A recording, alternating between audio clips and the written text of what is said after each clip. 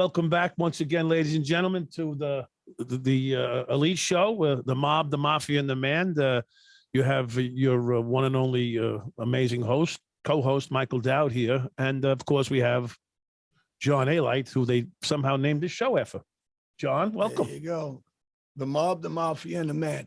Hey, so here we go. Another week of the show. If you like it, subscribe. And we're going to talk about some things that go on the johnelite.com website. This week, we have somebody very special on that survived an attack and was stabbed up as a young girl, 13 years old. Her mom, Cassandra, is going to be on with us also. Aliciana is the girl that got stabbed. And we're going to hear from them shortly. And, you know, people out there that see this, what goes on with bullying. Remember, you know, we come from the street. We understand what it is. We understand what retribution is, and we understand what changing your life is. So I hope everybody, you got any questions, I want you to write in and ask questions, ask away, and suggestions, and hit that subscribe button. Let me introduce you to Cassandra and Aliciana. Cassandra and Aliciana, hello. Hi, how are you? Hi. Good. I'm glad to have you on. I understand that I'm less informed than John is on this, so I'll be straight up forward on it. But what I do know, and John has shared some of it with me, that your daughter was viciously attacked, and I guess bullied first, then viciously attacked.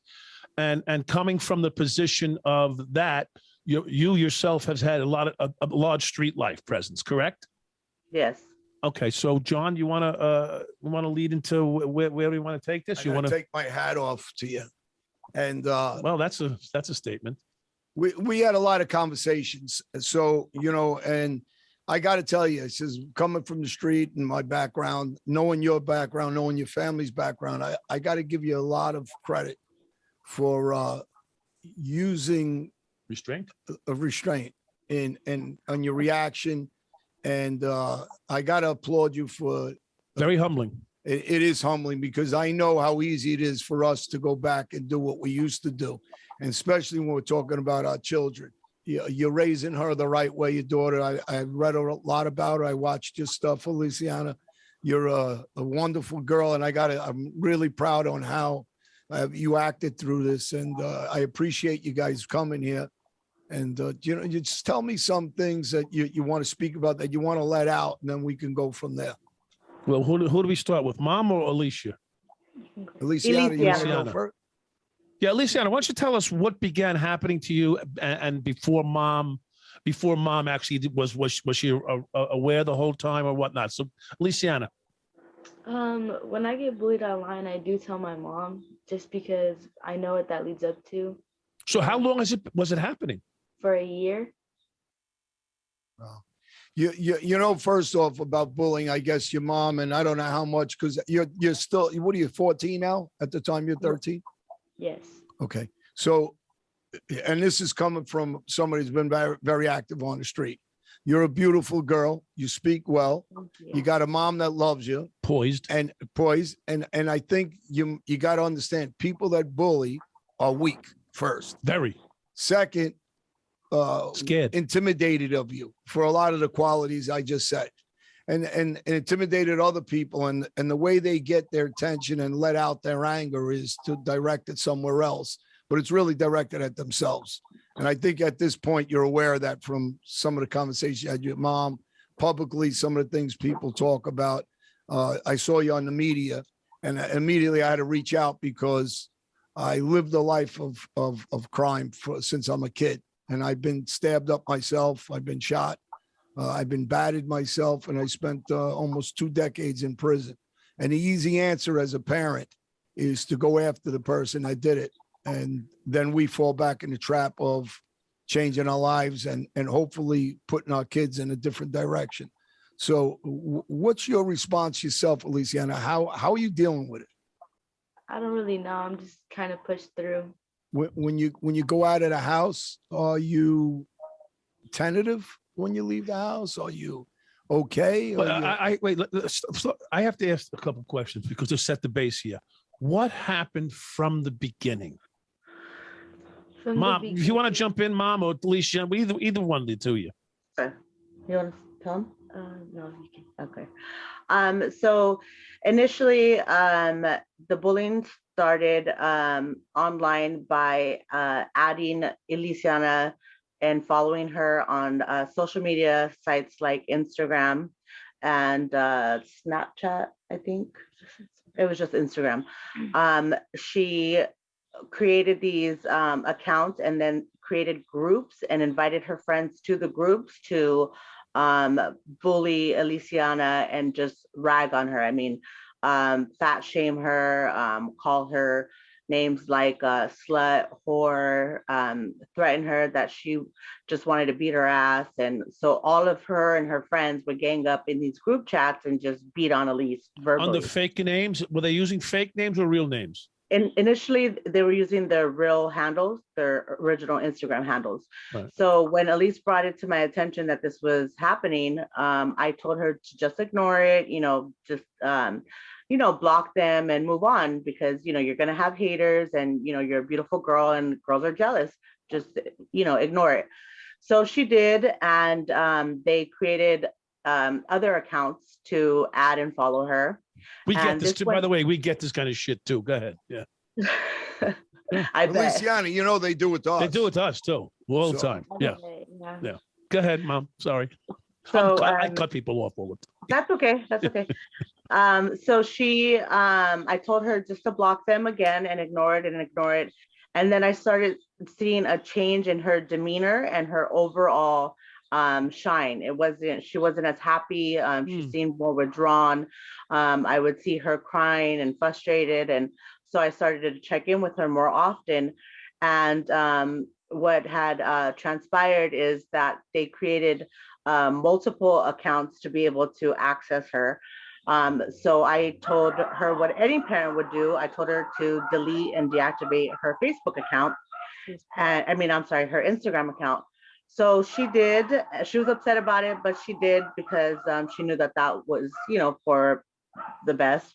And at which point she started being feeling upset because she, social media is everything to young people nowadays. And she thought that it was unfair that she had to deactivate her account because of something somebody else was doing to her.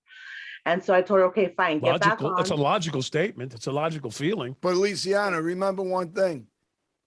You're getting so much attention by them that all they think about is if they're living their lives through you, that means how envious they are of you. You got to remember that. I know that's hard to understand because of the way they're doing it, but now you got to join my account and Mike's account. I have 500,000 followers almost. And anything you want to send, I can build your audience up with good people that will follow you with positive stuff. And you'll have a whole different following of people that'll support you. And in one turn is what I want from you. And I've done it with other people, a young kid in the UK who they were trying to screw with, and he became a champion fighter in the UK. And he started working with other kids that were having issues. So I would ask you to do the same thing because kids are going to reach out to you and they're going to ask because you can relate to them better than I can. And what I would ask is for you to do the same thing in return to them. And be their mentor, be their follower. Let them know that you can get through it. Really, that's the positive side of leave the negative people in a rearview mirror, move forward, and enjoy your life. And really, if you let them get in your head, you're helping them do what they want. If you just smile and laugh at them and see how pathetic they are, trust me, that's your get back. You don't have to say too much more than that. Now, Ma, so how does this now? Let's transition. So how does this transition to become violent? So, because people yell at us all day long, I want to look out for the pitfalls in case they come after him, not me. Right. After him. Well, there was no signs or no warnings. We were completely caught off guard. As the bullying escalated and got more severe, I personally got on the phone and I told the little girl to give me her mom's phone number so I could contact her mom and let her mom know what she's doing because I'm sure that her mom did raise her like that and her mom would be ashamed of her behavior. So she gave me her phone number. She gave me her mom's phone number and said, something to the effect of, can I cuss? Yes. Yeah. Can I talk? Go ahead. Okay. I do Okay. that. I don't give a fuck. Call that puta. You could throw hands with that bitch too. So I called her mom. I left Nice. several voicemails with no response. So I ended up doing a reverse phone lookup and I found her address. And I went and knocked on her. Well, actually, my fiance knocked on her door. I waited in the car with the kids, and my fiance explained to her what was going on, showed her the text messages and all the screenshots of all the bullying, and told her, basically tell your daughter to leave my daughter alone. And she said that she wasn't in the States, that she sent her to Guadalajara to live with her aunt because she was out of control and she didn't know what to do with her. So we're like, oh, okay, so she's doing all of this, creating all this chaos from out of state, out of country. Yep. She's not even in the States, correct? So I was like, okay, well, at least there's not an imminent threat. It's just online. Elisiana changed her Instagram, did everything you could possibly do to avoid interacting with this girl, and despite no matter what she did, she found a way. If it wasn't her, it was one of her friends. If it wasn't one of her friends, it was by way of a mutual friend online. She was relentless. So ultimately, she ended up coming back to the States, if she was even out of the country, and showed up at a park that we had frequented. It was the pandemic. It was the end of the well, we're still in a pandemic, but it was when everything started opening up and the parks were opening up. I'm a foster mom, so I had 6 kids at the time, and they were going stir crazy. So the only thing that we could do is go to the park. So we started going to the park every day just to get the kids to let off steam. And we had never seen her there prior. So we had been going for months prior to her getting attacked. Never did we see anybody that we didn't know. We know all the local neighborhood kids that go to the park. Elisiana and my godson, who's in my care, they play football with them. They beat up and, whatever, just, shoot the shit at the park all the time. I always go to the park with my kids because I'm one of those paranoid helicopter parents, because I know, being that I'm from the streets, I know the things that could happen, especially when you live in Inglewood. So being that parent, I was at the park that day, and we actually stopped to pick up an ID that we had left behind. So we were already done with the park.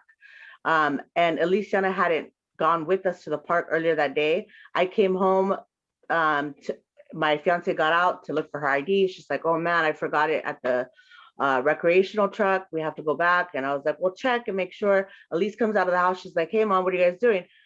Told her. She was like, oh, you're gonna go back to the park and look for her? I was like, yes. She goes, is Johnny and Dede there? Dede is her best friend that lives in the back house here. And I said, yeah. She's like, okay, can I go with you? I said, yeah. So we drove up, and I even parked on the wrong side of the street because I was just going to jump out, run and get the ID and go home. Well, I'm halfway across the park, and that's when I hear the altercation. And I turn around. I didn't even make it to the truck. I turn around and I see my daughter and another girl fighting. So I'm a big girl and I'm wearing chanclas, and there's a whole ravine between me and my daughter, and I'm trying to navigate my way towards my daughter as fast as I could. That's when I seen her go into her back pocket and pull out a knife. This podcast is sponsored by BetterHelp and The Elite Show.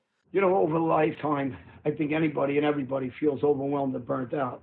Somebody like myself that went through therapy over the years, it was a convenience to be able to call BetterHelp, connect with somebody right over the phone without leaving my house, and build confidence through a therapist online. And, by doing that, it's really helped me over the years to feel better, to understand when I'm burnt out, understand when I need to talk to somebody.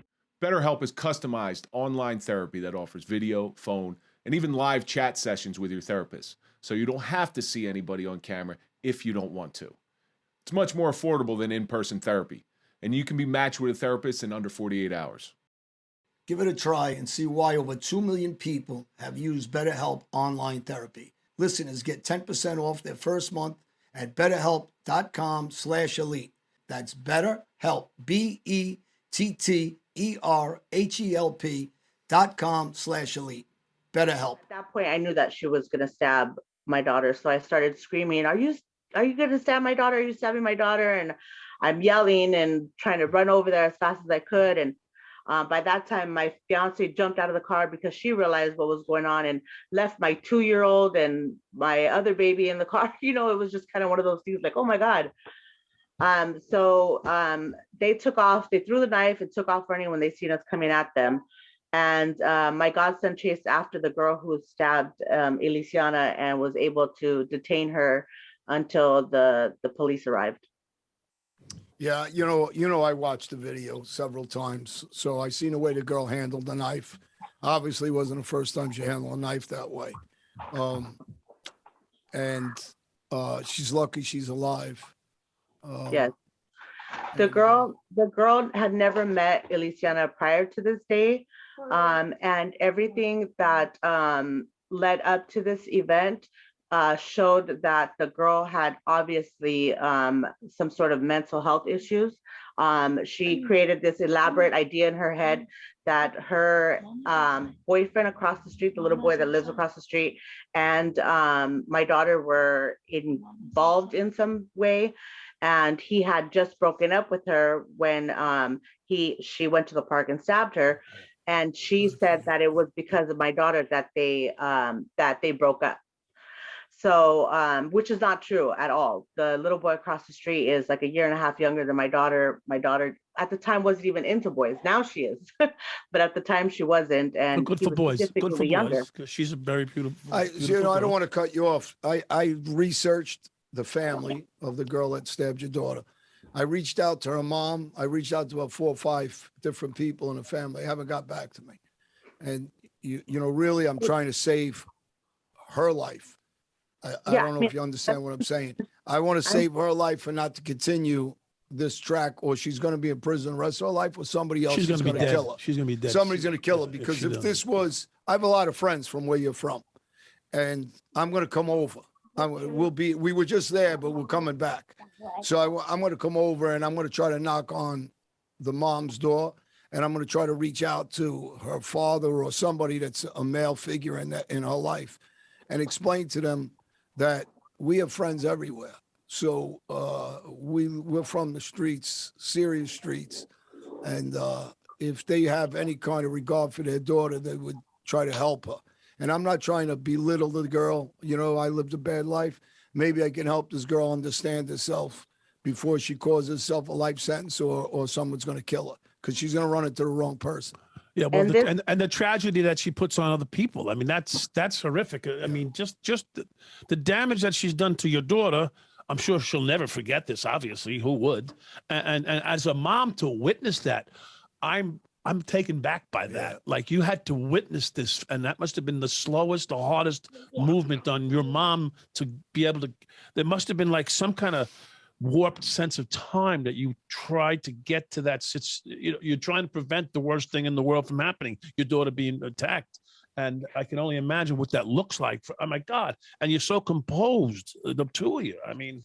Yeah. Well, we're composed because it's happened a year ago, and we feel kind of helpless and hopeless because nothing can be done anymore to this girl. She's already been found guilty. She pled guilty. She's been sentenced. So there's no way to get any sort of justice at this point anymore. Her sentence was no jail time, from what I read and understood, right?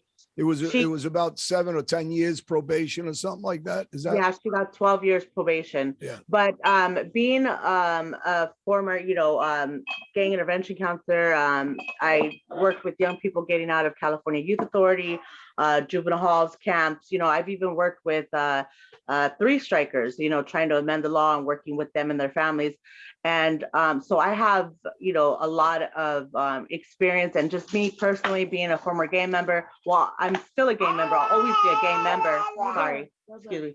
I'll always be a gang member, but I'm not, actively involved in the lifestyle. I know what kind of young person. Sorry. I know what kind of young person we're dealing with here, and this is the kind of girl that will reoffend, and her crimes will escalate, and they'll continue to evolve and become more sophisticated. This girl showed no remorse during the court proceedings. The only time she showed any kind of remorse or any kind of emotion, or not remorse, any emotion at all, was when the the judge was reading off her terms of probation, and one of them was to write an apology letter to Elisiana. I mean, she had to be home. Her conditions of probation were extensive. It was like be home by 6 o'clock, not being able to have a phone, no social media. And of all of those terms of probation, the only one that she responded to was having to write an apology letter to Lisiana. She went like this, looked at her attorney, rolled her neck, rolled her eyes, and was like pissed from her chair. Was the mom or anybody in her family in the courtroom? Does she have Yes, brothers and sisters? Yes, the mom was there. She didn't look at me. She didn't acknowledge me. I feel like she doesn't care. I don't think she knows the gravity. Yeah, I don't want to assume myself that she doesn't care, but I reached out and I left her friendly messages trying to say I'm reaching out to try to help, but not to attack her and not to belittle the family, but a helping hand to hopefully change her life. And nobody reached back. So I was shocked. I was surprised that, Well, maybe that's part of it. Me personally, as a mother, if my child did something so heinous like her daughter did, I would make it a point to express my utmost sincerest apologies and show, remorse on behalf of my daughter. I could not be in a courtroom knowing that my daughter, her daughter, another human being, and not as a mother go up to her and apologize and take accountability for my daughter's actions and try to be restorative in the justice process, as opposed to isolate myself. I mean, not everybody's me, I get that, but even in the beginning when I was reaching out to her, leaving her voicemail messages telling her, trying to resolve the issue before it escalated to anything more, she was non-responsive and very dismissive when my fiance spoke to her in person, and she just chalked it off like very dismissive, like it was not a big deal. Yeah. Well, she didn't suffer. She didn't suffer any severe consequences of even a little. And I'm not a big advocate of incarcerating everybody, but me neither. Somewhat of incarceration, just so she understands what it is to lose a little freedom, whether it's 30 days, something. I absolutely feel like she should have at least had to do a camp program, just for 100%. The discipline and the structure. I mean, I don't believe in locking young people up and throwing away the key. I've always been a big advocate on youth being not being beyond redemption. Being a formerly incarcerated youth, I was the kid that was never going to make it in life, and here I am. I was locked up with young people who ended up doing being tried as adults, doing life without parole. Some of them are still fighting to get out to this day, and I'm 37. So I've always fought to keep young people out of the system and to make sure that young people have a fighting chance when it comes to the system. A system that usually oppresses people of color and looks at young people as monsters. I look at this girl. I'm conflicted because I look at this girl and I see so much of myself. And then knowing that I've changed my entire life to prevent my daughter from experiencing the things that I dealt with growing up as a child and a young person running the streets, and it still happened to her. I mean, this is something that should have happened to me, and it didn't. I mean, you do everything I did everything in my power to change and to be a better person so I could be the mom that I never had to my children. And I mean, hell, you were there when your daughter got. I mean, it's not like you left your daughter. You were there with her when she got attacked. Well, listen, there's nothing on the street that we haven't. He spent 15 years in prison. He was probably the most corrupt cop in New York City. So he's a famous cop that was a criminal. And so we know both sides of the street on every side. Thanks for the accolades. I really appreciate that. Yeah. He only killed a half a dozen or more. Who knows? So, we understand the street, but the problem is when somebody doesn't want to recognize the responsibility, and I'm not talking about the girl herself, I'm talking about the family. So when the family doesn't want to step in, like you're an active mom trying to further your life in a different direction and at the same time teach your daughter a lesson of doing the right thing through this world. You know, and Mom, you're a young woman still yourself. I mean, you're 37. For goodness sakes, I mean, you got a lot of years ahead of you. Same age as me. What are you talking You got a lot of years ahead of you to be productive and giving and gaining and learning. Feliciano, I got to shut him up. I got to cut him off. So, what are you looking to do with yourself? In the future. In the future, I want to be a pediatrician. Oh, really? That's good. Wow. Yeah. Wow. That's quite the It's quite the goal. You do well in school now? Do you do well in school? I'm getting there. I'm trying. Yeah. I mean, you seem articulate and intelligent, so it's probably you don't want to do the homework, do you? Listen, I'm going to tell you something, and your mom probably told you this already. There is no shortcuts. We tried it, and that shortcut ends up destroying your life. So, stay the course. Take a little sacrifice now. You'll enjoy your life later. A friend of mine said, sacrifice now, and in the long term, your life will be rewarded beyond measure. Because the street, you pay. I'm actually against homework. So am I. Me too, but Alicia, we can do this for you. We can come to school and tell your teacher don't give you homework. I've done it several times, and the teachers aren't very fond of me. But I told them to watch the War on Kids. And yeah. They're not too fond of that idea. When we come to town, we'll come to school. We're gonna be your project when you walk us in. I have what is that when they have that in school? Each kid gets up with a thing. We'll be her project. We'll be her career day. What is that? Career day. Yeah, career day. Yeah. No. When you bring the student brings a gift or toy to school, show and tell. Show and tell. Show and tell.